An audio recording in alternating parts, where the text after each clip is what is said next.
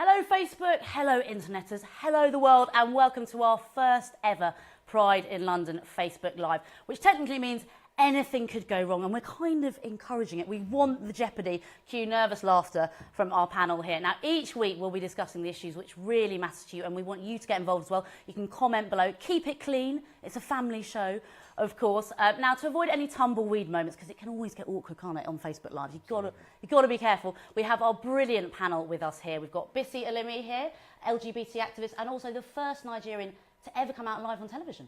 Yes, I know. It's like yesterday. Since 2004 that happened. Yeah, I'm quite an old man now. You do not look it. I want to know the secret to your moisturiser, but before I get too shallow, let's introduce Lord Cashman, of course, the co-founder of Stonewall, Labour peer, and to your fans of EastEnders fame as well. Yeah, Colin and the Kiss. Colin to me and you. And of course, a woman that needs no introduction, it's Polly Shute from Pride in London. And now you are, of course, an LGBT activist, and you're also involved in sponsorship for Pride. I am indeed, yeah. So we can grill you with all the money questions later. I'm sure you will. We Look should forward to them. I know, it should be fun, shouldn't it? Send some pressing money questions, she really wants them. And of course, she's a little bit late, but Theresa May will inevitably be joining us in that empty chair at any point. We kids you there, but actually a huge fan of hers, Owen Jones, Labour Party member and Guardian columnist, will be joining us in this chair here to discuss all of these pressing matters. But in true showbiz style, he's running late and is delayed on the tube, which is not so showbiz, but he's just going to run in, so it's going to be very dramatic, and it's all just going to be kicking off. It'll be a bit like 90s television, I imagine, hopefully. Yeah. Lots of chaos. EastEnders all over again. You know what this is like. So first of all, let's kick off with our first question. We'd love you to get involved at home as well. So Bisi, you know, it's been 50 years since the decriminalisation of homosexuality. We can get married, we can adopt children. We've got a bit more equality in the workplace. Do we still need gay pride? You know, many times when people ask me that question, I refer them to 1969, I think it was, when Marsha Porter picked up that stone and threw it in Stonewall in New York. We're still throwing that stone to today. And if anybody asks me why do we need pride, I always refer them to that.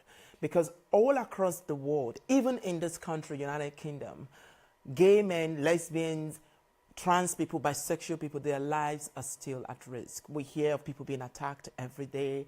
We have our being questioned by different people. And I think we have to not just celebrate who we are, but remember the journey we've taken to get to where we are. And I don't stand to explain myself to anybody. It's one of the most beautiful moments in the 365 days that we have in a year.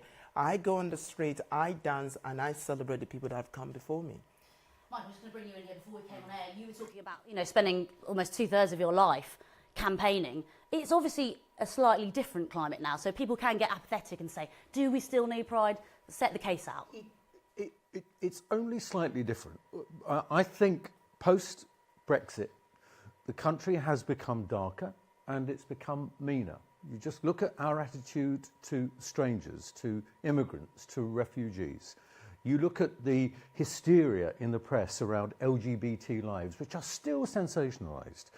But 2/3 of my life, I had to live with discrimination. You could be sacked, you could lose your housing, you could be denied access to medical treatment just because you were lesbian, gay or bisexual. And so only for the last 20 years, since the onset of a Labour government, did we change the legislation. And now we've still got to change social attitudes. And as Bisi said, there's still homophobia, transphobia, biphobia, and it's in our schools, it's in some of our churches, and that's awful for people who are LGBT and have faith. So pride is about saying, it's a celebration of where we've come from. It's a celebration of the battles that we've won in the war for equality, because the war never stops. I never believed in my life that in the 1980s, on the back of AIDS and HIV that was depicted as the gay plague, that a government would bring in anti-gay and bisexual and lesbian legislation. That's exactly what the Thatcher government did. So because you've got rights doesn't mean they remain forever. You have to be out celebrating them, and if nothing else, encouraging someone the next year to come out of the closet, to come out at work, to come on that march, as I experienced in Bulgaria, when we were Gay Pride, we were being escorted by armed police officers. And the second year I went, there was a young 18-year-old girl with her parents on the march. The year before, she had stood on the side and watched because she couldn't be on it, didn't feel safe. If nothing else, Pride is about changing people's lives. Thank you very much. And Michael, and Owen Jones just joins us. Smooth as you like. Sorry about that, You're a little bit late. You are approximately 6 minutes late to the live chat. Am I in detention? I'm You sorry. are absolutely in detention. In It's fact, we want been some a long day. Sorry about that. Extra tricky questions for late Owen Jones here, as he'll be known forevermore. Thank you very much for joining us. Owen, late. Yeah. How was the tube, by the way? Was it horrible? No, it wasn't that. That's not the excuse I have. It's just yeah, it's fine. I'm alive, You're here. as far as I know. You're brilliant. Well, not brilliant. We were saving the chair for Theresa May. She's on her way. She's been a bit delayed, to be fair. Always on the You're tube. keeping Always. the seat warm for Theresa, and you've joined us at a brilliant moment. We are. Teresa's seat warmer. I know. Degrading. I know. You'll be holding our umbrella next. So we wanted to ask you: do we still need Pride? Drink some water, though. Obviously, That's fine. catch your I'm so breath. professional, aren't I? You are. The height of professionalism. No, obviously we should abolish Pride. Everything's fine for LGBT Okay, people. Daily Mail, can struggle- you write that headline? I want that to go live. No, look, I think, I mean, it's a cliche to say more than ever, but so I won't say that. But look, the struggle for LGBT rights was not won by just those at the top of society, politicians just changing their attitudes. It took people like Michael Cashman. It took others who don't have a profile, who struggled at great cost and great sacrifice for all the rights and freedoms that we have today. We stand on the shoulders of giants. And the whole point of Pride is, obviously it's a great day out, and it's fun, and people get together and all the rest. But for me, the political element has to be the absolute core. Because we forget sometimes the suffering that our ancestors went through, and people alive today, people who were persecuted, spat at in the streets, and worse. The likes of Alan Turing, a great British hero, but there were others, again, less famous than him, who also suffered in the great struggle for our rights and freedoms. So, firstly, that's the point, to keep that torch burning, to remember that sacrifice. But the other point is, it's not to be complacent, because we've still got so far to go. I think some who never wanted us to have our rights say, well, we've given you your legal rights, everything's fine now. When actually, if we look at, we live in a country where homophobia is present from the earliest age. Almost everyone is exposed to homophobia in the playground onwards, where millions of people still don't fully accept LGBT people, where trans rights still has a very long way to go. I think it's a bit like the attitudes towards gay men, in particular in the 80s, where we're at there. Whether it be you can't hold hands in the streets, whether it be the cuts to LGBT charities, whether it be the disproportionate rate of mental health and mental distress amongst LGBT people, high rates of suicide, and the cuts to mental health services, which have an impact. And globally, of course, you've seen what the horrors of Chechnya and the rounding up of gay men in alleged concentration camps, torture. And then we see other countries, some very strong allies of the British government, like the Saudi dictatorship, which beheads people for being gay and exports a form of extremism which is a threat to LGBT people the world over. And other regimes where you are punished with death for who you are. So for me, there's so many struggles, so many fights, here and abroad, and it's about remembering the traditions of people who came before us and the cost and the sacrifice they paid, not just because it's the right thing to do, but it gives us courage because they were up against far greater odds and they won. And we're going to win all these battles as well. These are all very valid points, but clearly Pride's become very mainstream now. Has it lost its political edge? We can all sit here pontificating about these points at home and abroad, but, is it full of people just, listening to Atomic Kitten and running through the streets? Or, has it lost its political edge, Polly? But that is political. Sorry, Polly. I don't think so. I mean, when we look at the amount of people who take part in the parade, almost 70% of those that take part in the parade are not-for-profit and community groups, and a large proportion of those are charities. They're small LGBT groups that use the platform on the day and also the platform that we provide throughout the year to continue to campaign and to continue to have their voice. So, yes, of course, a large proportion come out to celebrate, but I think as you were going to say, isn't that amazing? So someone who never thought they could have children in a same-sex marriage, someone who never thought they could marry their partner, someone who never thought they could be openly out at work. I think it's amazing that they feel that they can come out on that day and celebrate that. And I don't think we should ever forget the importance of the campaign side, but I think the opportunity for people to celebrate, the opportunity for us to put on what is now one of the biggest events in London. I mean, Pride in London attracts over 1 million people across the footprint on the day. I mean, when the first march happened, I think it was 2,000 people in 1972. 1 million people turn out. It is now the third biggest, one of the top 3 biggest days out in London. As many people turn up to Pride as they turn up to the London Marathon and the fireworks. I think that's an amazing show of solidarity. And I think what you'll probably see is countries across the world where they can't celebrate rights will look to cities like London and say, I aspire to be there in 10, 15 years' time. So I think, you know, we are very respectful of the fact that, yes, there's a long way to go, and that we are a beacon, and not just, you know, in London as well, and in the UK as well as to the world. But people will look towards an event that's as busy as Pride in London and aspire in other countries that they can kind of reach those heights. And I think that's amazing.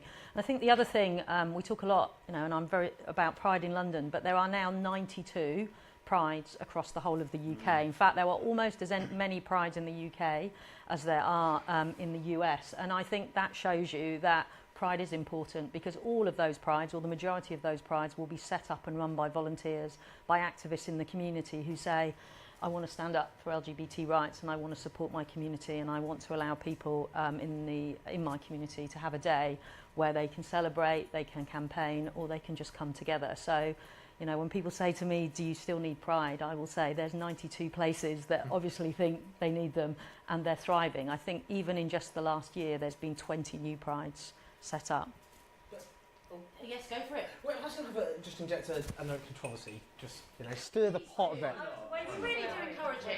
Say No, something outrageous. Look, I think, for example, you know, it is obviously good when companies strive to improve their record in LGBT rights and so on. I think there is a potential problem with Pride in terms of it becoming too commercial. And what I mean by that, look, I'll give you an example. Ernst & Young are an accountancy firm who are often present at Pride. And I think, you know, what that does is give them a kind of liberal veneer. Look how liberal and, you know, accepting we are. Ernst & Young facilitate tax avoidance on an industrial scale in this country. They facilitate the tax avoidance worth billions of pounds at a time of cuts, including to LGBT services and to mental health services in this country, partly justified on the basis that there isn't enough money at a time when rich people are avoiding their taxes. So I think that's a problem when you get... Isn't also the problem that companies can do this, but it's governments that allow them to do it, but governments that actually say it's better that that money comes through the back of Canary Wharf than it goes over to Frankfurt or Paris.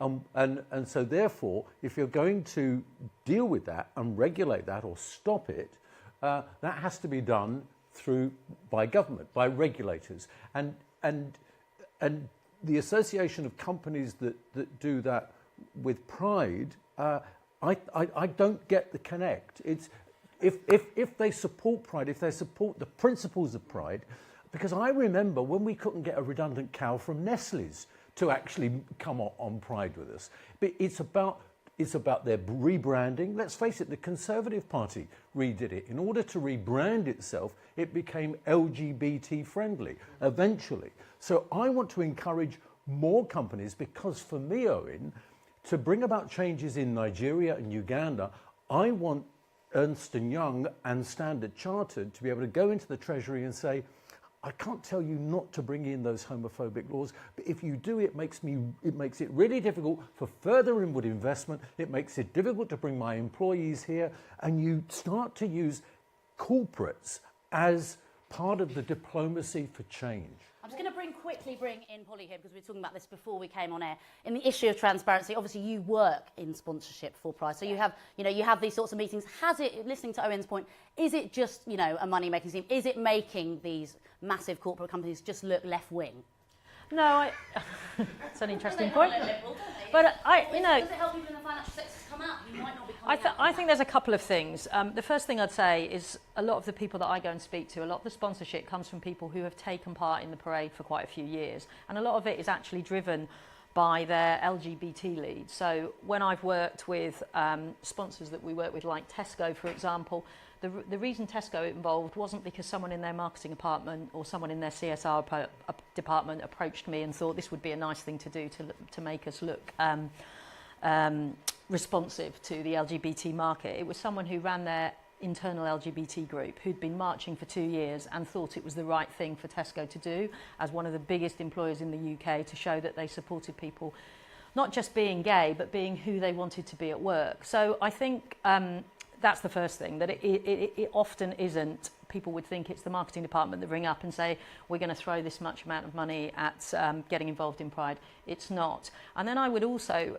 I guess, argue, being somebody that's worked as well as the charity side in the corporate side in my life, it took me till 41 to come out, and that's because I worked for some very tough retailers where I did not feel comfortable coming out. And if there had been LGBT communities at work and there had been prides that they got involved with, I think I might have been more comfortable coming out. So I understand the challenges that people have about, is Pride commercialised and is it just becoming a bandwagon for organisations to show that they support the latest new cause. I don't see that when I talk to people, and also I do think it plays a huge part in making people who work in that community, because let's not forget, someone that works for a company, it's still a community that they're in. It makes them feel more comfortable to be who they are, and that's all I want to do. The reason I volunteer and spend a lot of time with Pride is because I think it's fundamentally important for people to feel comfortable about who they are in the workplace. Actually, I just want to look at it from international perspective, because I do a lot of work around economic shift towards LGBT advancement, most especially in my country, Nigeria. And in as much as I really want to agree with what you're saying, Owen, I disagree with you a little bit.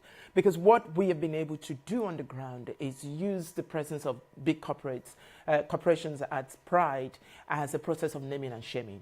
So I've been working with different multinationals in Nigeria currently to bring about workplace diversity and inclusion training. And a lot of them were like, oh, we don't want to do it. And I would say, but you have a presence at London Pride. You have a presence at San Francisco. You cannot be playing double standard. If you think it's okay and convenient for you to do that because some people fought so hard so that you can have your banner all around, you have to be part of history here. You lost the opportunity in the UK. You lost the opportunity in the US. But you don't want to lose the opportunity in Nigeria to be part of the change, because it's going to happen. And what we are seeing is more and more companies are saying, okay, what can we do differently? We can't raise our rainbow flag for your Pride. We can't really do anything. And it goes back to what Lord Cashman was saying. It was like, okay, you have a role to play when you speak to our politicians. And gradually, we're trying to shift the conversation. I think for me, to the gay man in Nigeria now who is in prison, that have been working on their case for the past 2 days, they're not interested around, and it's sad, they're not interested about, tax evasion. They just want to go home. And whatever is going to make them go home, if that includes Ernst & Young putting pressure on Nigerian government, they are okay with that. I know it's sad, I know it's challenging, but in many developing countries, tax evasion is not even the issue for us. Outside of the UK, they're less bothered about that? Yeah, I can see that. I mean, I don't know, to be fair, the debate internationally. I'm sure, I can see that side of it, of course. I mean, for me, it's a question of, I'm not saying, ban companies from Pride or something along those lines. I'm just saying what the dangers are if there's a lack of balance, that if it becomes overly commercialised and too much of a corporate champion. But just on that... With us for decades supporting Pride, but very, very early on. So there is a balance. No, of course. And it's much more. I think it's unfair to pick one company, but it's much more cosmopolitan than it used to be. And interestingly, Owen, I think it's because of those larger companies, and certainly in the earlier days of the battle for equality with the different political parties, when we got successful people on board backing Stonewall, when we got successful companies, that was when the mindset of politicians who were opposed to us began to change because they want to be on the popular side. Chaps, we are going to have to leave this debate here and we're going to take a quick break. We are going to continue talking about branding. We could talk about it all night, but now we're going to talk about love. I'm sorry to be sentimental. I know. I'd love to talk about the money issue all day and what it's all about. If you are wondering what this year's theme is, then it is Love Happens Here. Feel free to spam the internet with that hashtag and retweet and like away. So let's take a little look at a clip about what this Pride is all about.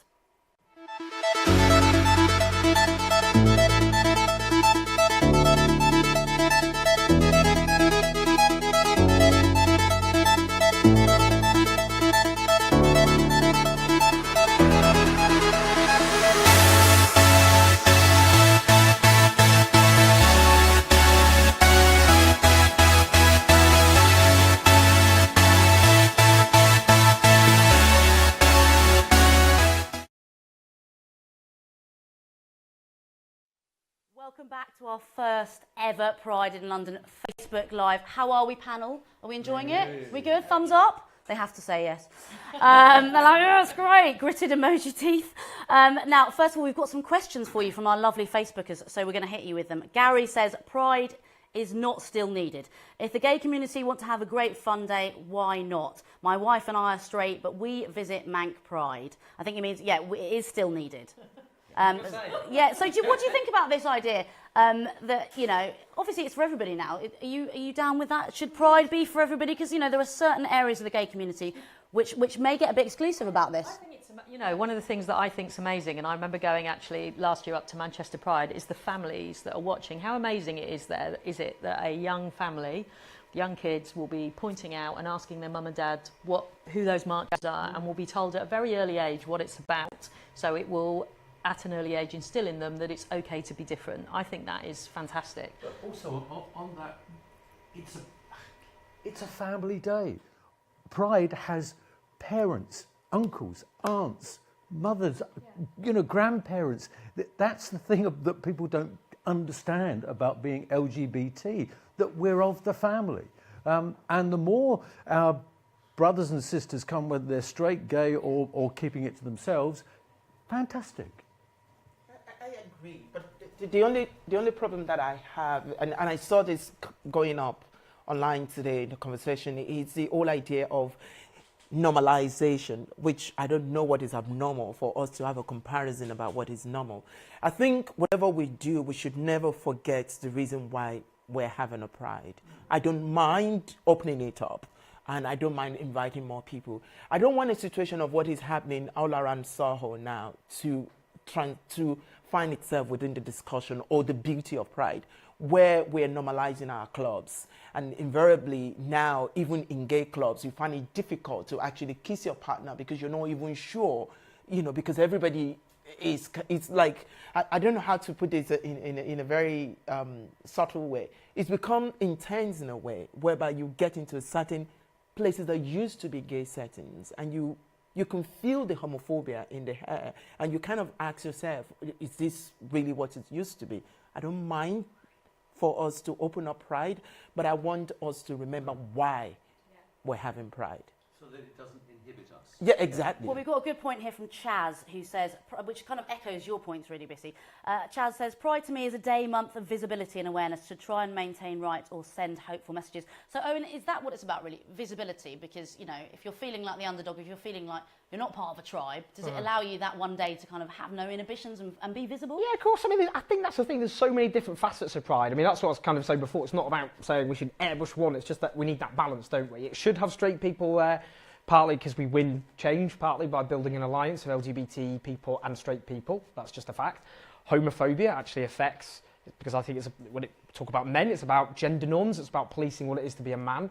Lots of straight men grow up, and because of homophobic terms that they get if they don't abide by a certain type of being a man, getting into fights, leering at women, you know, I don't know, being overly geeky, they don't act themselves. And you know, suicide is the biggest killer of men under 50 in Britain, partly because people don't feel happy to talk about their feelings because of homophobia, which affects straight men as well.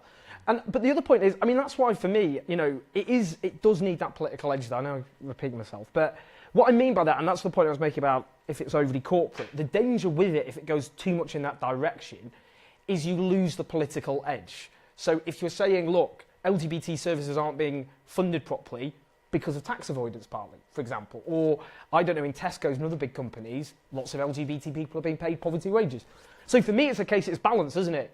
Of course there's a place for companies, no one's saying get rid of them, and there's a place for straight people, and there's a place for queer activists. It should just be this broad coalition where all of those elements are able to come to the fore. And I think for me that's the beauty of the day, that you know, one of the things we find and we get fed back from the authorities and the police is it's actually one of the most peaceful Saturdays in London, because I think everybody does come there to celebrate and to campaign, but to do it in their own way, and there's a bringing together of people, which I don't think you see on any other day of the year, where people are able to be themselves, whether that is someone who is campaigning and taking part, someone who's celebrating, or as we said earlier, someone who is straight and just wants to come along and watch. I think there is a kind of acceptance, and I know last year's campaign No Filter was all about that. It was all about whatever reason you're coming today, whatever reason you're getting involved, this is the one day that you can come along and be yourself. And I think it happens. I think you see people that are much more able to be accepting. So it isn't just about a bunch of LGBT people coming along and saying we're visible for the day. It is about London celebrating, I think, what it's, in particularly challenging times, what it needs to be good at, which is being a beacon to say we're inclusive. And however you identify yourself, you are welcome.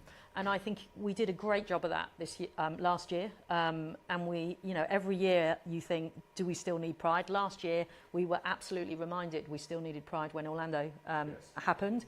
And I think we thought this year would be different, but after Brexit, after Trump getting elected, we are reminded again exactly why it is so important to have a day where anybody can be who they want to be, and it's about acceptance. And that's why I think it's so important, and one of the big reasons. That we're not going to go away, and that the movement for the universality of human rights doesn't stop, because actually if we go on holiday to somewhere, our rights don't go with us. And so what we're celebrating is that people have struggled and we're part of other struggles. You connect, and therefore someone watching on Facebook from Russia or from Nigeria or Uganda or from the Caribbean will go, my God, I feel better about being a bisexual. I feel better about being a trans person. And it's that, and the lifting up, the aspiration, getting rid of that loathing, self-loathing. I can't give you someone from Russia, but I can give you within that vein. Digor says, hi from Malta, she's watching. Yes, we still need gay pride. The rise there is still that people are not as open-minded, and it's important that we have visibility. Abdul says, yes, we need it. Makes you more confident that you are free without the boundaries. Is there a danger, though, that the traditional members of the LGBT community, rather, can feel alienated when it becomes too mainstream, or are you not worried about that? No, because all you do is you stay at home and have a picnic and watch it on the telly. You know, I was saying earlier to Polly, the first Pride March I went on in the mid-70s, there were about 500 of us walking down Oxford Street saying, we're here, we're queer, and we're not going shopping, except when we passed one of the stores, we all did go shopping. So people will always look back and say through rose-tinted glasses, oh, it was better back then. It wasn't. And we have to remind people, Owen said it, we all stand on the shoulders of giants from 1,000 generations who had the courage to stand up and say, you can't do that, who had the courage to lose their liberty, lose their lives, and it's still happening. So if people get a bit hackneyed and jaundiced, I'd say to them, fucking get over it.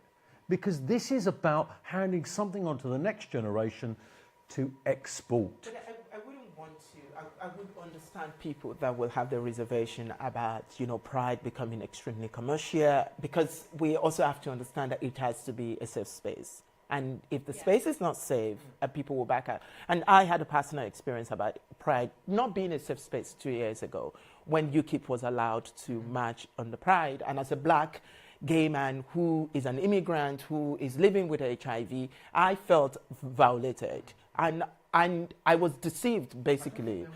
They marched. They marched. But they weren't officially allowed to march. Well, it was a long debate. And for me, the fact that we even brought ourselves as a community to have that debate, than an organization that has removed an intersection of the LGBT community, the black and the Asian, and not just that, the immigrants, and those that are living with HIV, which is high proportion of gay men, and have criminalized, demonized, and attacked them over time, is even considered to be part of that celebration, for me, was nothing but a betrayal. And I didn't feel safe. And I had to really, really think about, I found the opportunity of carrying the English flag as a political statement for myself. And it was very political because that caused a lot of trouble. A lot of my black friends were like, how dare you carry the flag that is an epitome of imperialism? How dare you carry that flag? And I said, it's about taking it back, and it's about owning it, and it's about showing UKIP that I belong here. I'm not going to go anywhere. This is now my country. I travel on a British passport, and I'm happy to be British. But it was painful. And those are the issues that we really, really need to look back. And a lot of my black friends refused to come out that day because it's not for them anymore. And it's about how do we answer these kind of questions? How do we make pride safe so that what Owen is talking about being too commercial is addressed, and at the same time we don't forget that it's also a place for us to party as much as a place for us to have a political statement. Yeah, I think it's a really good point, and one of the things we've been trying to do is move away from just the day, because we realise that people want to celebrate in their own day, and for lots of people, for lots of different reasons. I know a lot of families that would love to get involved in Pride on the day, but just find that it's too busy, or it's not something they would want to, experience on a busy day with their children. And we are trying to put on more events. So we have a 2-week festival that we run in the lead up to Pride, which is all about using our massive platform to give community groups and niche groups the opportunity to have their own events. And there is a broad spectrum of events that happen that supports lots of different parts of the community. We have a picnic that for the 3rd year running we'll be running in association with UK Black Pride, which is specifically put on because UK Black Pride want an area where, as you've said, where they can come, where they can feel it's their space, safe space. So I think we're very respectful of the fact that the day is what it will be, and every year it gets busier. Every year when we think it can't get busier, it gets busier. And our challenge to that, whilst we can't get more space, and it's very difficult to get more space, is how can we throughout the year serve those different communities and make spaces that are available for them. And that's why we run a 2-week community-based festival that will support over 50 events this year. And that's why we have, for the last 3 years, worked in partnership with UK Black Pride to make sure that there is a picnic that they can put on and they can support on a Sunday that is specifically for that community to feel they have that sense of belonging and not to feel that it isn't their safe space. Okay, we're going to leave it there because we have another question, much to talk about. We can all fight about this later on, but our next question is going to be all about, do we still need gay bars? Now, since 2000, over 100 LGBT venues have closed down in London alone. So, do we still need them? Post-Orlando, what are your thoughts? Well, just a couple of months ago, or about a year, gay couple were bashed roundabout Soho because they were in a straight restaurant and kissing. If someone tells me that I don't need a place where I can look into the eyes of my husband and kiss him without having to check over my shoulder, that person doesn't know what it means to be afraid for your life just because you want to look into the eyes of somebody romantically and say, I love you, without having to say, oh my God, who is hearing me and who is going to beat me up right here in London, round the corner from Soho. So if I really want to get down, get gay, I go to GAY and I enjoy myself and I'm not guilty about it. I hardly don't go to straight bars because, I don't want to always have to be in this panic situation where I watch over my shoulder. I go to where I'm safe and I can have fun. I think the difference is that we socialise using social media. So if you're cruising, you don't need to go out to a bar to pick somebody up. You can do it on social media. Lesbian and gay bars used to be, you had no choice. That was where you had to go if you wanted to meet someone, if you wanted to feel safe. So it wasn't, now it needs to be choice. You can choose to go with your partner or go with mates to a bar that should have no breakdown about sexual orientation or gender. But for me, what is I think more important is to say, overall, pubs and bars generally have closed and are closing at an alarming rate. And so I don't think we need to panic, because we still have places that are parts of the community, especially outside of London. But I do think it's a great deal to do with the way we meet people and the way we socialise, and that's Grind is ruining everything. Is that what you should say? I was going to lower the tone, but I was going to bring in the apps. I was going to throw in the apps to you and say, now we've got Grindr and Her and Tinder and all of these other apps. Do you need to go face to face? It's very brave to have to go face to face. No, I think you don't just want to message people. I mean, no? look, I think the thing about, like, go back to Orlando. I mean, what was so horrifying about that is that's a refuge. That is a safe space, as you say, for LGBT people. It's a place in the world where you don't have to worry about holding hands or kissing or being yourself. You can just, it's the few spaces, just being brutally frank, where you can be completely yourself within reason and not feel scared at all. You can be yourself anyhow. You say that. I wouldn't walk. I grew up in Stockport, and most of London, I would not walk hand in hand with a partner. No, I just mean wouldn't. in a gay club. That's what. Oh no, that's what I mean. Yeah, exactly. But there, you can, you're free to live your life almost as other people in a way they take for granted. Because sometimes, without overdoing it, sometimes being LGBT, it's a bit. You feel it's like you're living under this slightly authoritarian regime, where there's all this network of informers looking at your behaviour and going to report you to. You don't feel completely free and at ease in a way that straight people often take for granted, within reason. If you're a straight woman, so on, or a black person or whatever.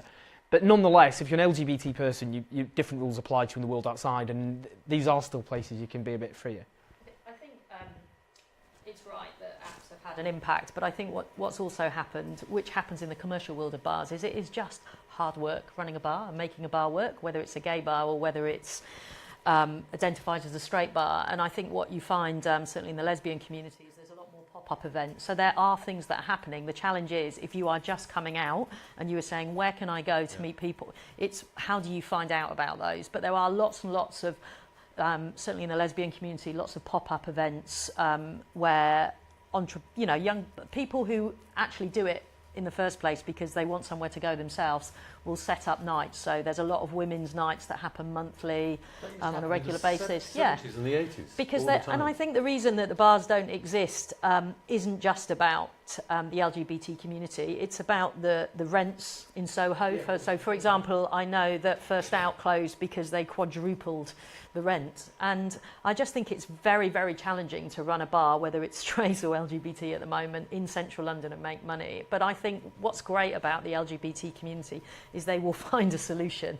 The challenge is, if you are just coming out and you feel uncomfortable, how do you know where those events are? And I think that's the difficulty. And again, that's why things like Pride, 92 Prides across the countries, can provide a platform to push out those events and push out, one of the things that we do is we work really closely with the bars during Pride Week, because we know that for that weekend they will make a large amount of money, and in some cases that's the kind of peak season for them that keeps them running. So I think it's really important for Prides to use their platform to support LGBT bars, but also pop-up events, so that people, I would love it if anyone that lived anywhere was able to find a Pride where they could just either put a message on a Facebook page or just go and find an event where they felt comfortable going. Because when you first come out, that's what you want. You may not in 10 or 5 or 10 years' time, but when you first go out, you just want to go somewhere where you feel comfortable. And those places can be intimidating. If you've ever gone to a gay bar when you're first coming out and you pick perhaps the wrong gay bar, or the bar where you don't feel comfortable, there's not always, people don't run up to you with open arms and you have a wonderful night. I think most people's first memories of going to a gay bar, I know mine, can be an intimidating experience. It is, and also, I'm very particular about intersectionality, and I, to a great extent, I've experienced racism within on the gay scene. And so if you're coming out as an Asian or black gay kid or lesbian or trans, and you find yourself in any of this bar in Soho, and you're standing, waiting to be served, and, nobody's paying attention to you, or people are kind of objectifying you, you kind of ask yourself question that, do I really belong here? And who am I? What am I doing here? What is my space in this place? And most of the time, you know, you look for things that are not really there to satisfy what you're looking for. Because what you're really looking for is a community. And you just wanted to make people welcome you, like you say. And when you get that... You never really find that in a nightclub. You know, sometimes you're sort of looking for moral and spiritual guidance and you go to a club. But I mean, in other aspects of your life, you wouldn't go to a nightclub and sort of, you know, that's not going to solve all your problems. I think social interaction is always difficult, whether you're LGBT or not. I mean, the thought of going to a bar on your own because you want to meet someone, and you know, the number of times I've gone to go into the bar and thought, oh no, I'll go home and get a bag of chips. And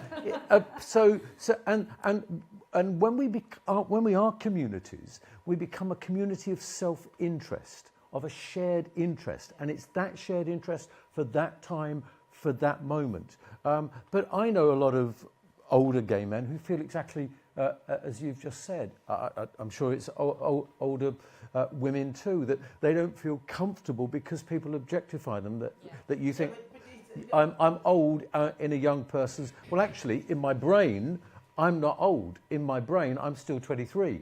And so there is always a sense of apprehension and a sense of not belonging until you get It's different to racism, though, isn't it? Yeah, exactly. I was going to say that Absolutely. it's completely different to racism. It's completely different to transphobia, and it's completely different to sexism. And I wouldn't excuse those things, because these are real issues that we have within our communities, and that we really need to face up. We really need to face this fear. And you know, many of us will feel that, you know, the best place for us, and it's not about choice. It's not about choice that black guy wants to go out, that black gay lesbian wants to go out on a Saturday night, gets to the door and realizes that, no, I'm not going to welcome here, and having to go back home. That's not the choice, because that person left home. They left home to want to be part of that. But that place is telling them, you will not allow you into this place. Yeah. Oh, and you've got something with feelings. Well, it's just that point, I think, is because... I think some people, because they're LGBTQ, think, well, I'm a member of an oppressed group, so I can't possibly oppress or be bigoted towards others. When there's rampant racism amongst the LGBT community that has to be addressed. There's misogyny amongst many gay men. There's transphobia, which I'm afraid is also, you know, I've encountered people who are gay or lesbians. There is absolutely self-loathing. So I think, though, that, you know, I think because people think, well, we face prejudice and bigotry, therefore we're capable of it towards others, when there's a massive problem within the LGBT world. Now, we could talk about this all night, but we are going to have to go in a minute, sadly. So I think it's now time just to sum up our points. Do we still need pride? Give us your thought for the day, everybody. So first of all, starting with you, do we still need pride, Polly? I would just very simply say the fact that there's 92 of them in the UK, 20 that have appeared in the last year, tells you that the public still want pride. And I think it plays a vital role in bringing a community together. So yes, I definitely think there is still a need for pride. Michael, your thoughts? If it changes one life for the better, it's worth every pride that we can ever imagine. Bisi? As a citizen of a global world, and having experienced what happened in Uganda, where people had to jump down stories of building because they were wanting to celebrate pride, to having to deal with trying to get 53 gay men out of prison in Nigeria all day today, I think, yes, we do really need pride, and in a big way. And Owen, to see us off, do we still need pride? Big time. Remember those who fought for our rights at great cost and sacrifice, celebrate their achievements, keep fighting to eliminate all the oppression and bigotry that still remains here and abroad, and have a laugh as well. So that's good. Thank you to my wonderful panel. There were no fights. Not even, I thought it might be a little bit of an arm wrestle at one point, but no, they kept it clean. Thank you to everybody at home who has joined us for our first Facebook Live. And from me and the whole Pride in London team, whatever you're up to tonight, have a lovely night. Bye-bye. Bye.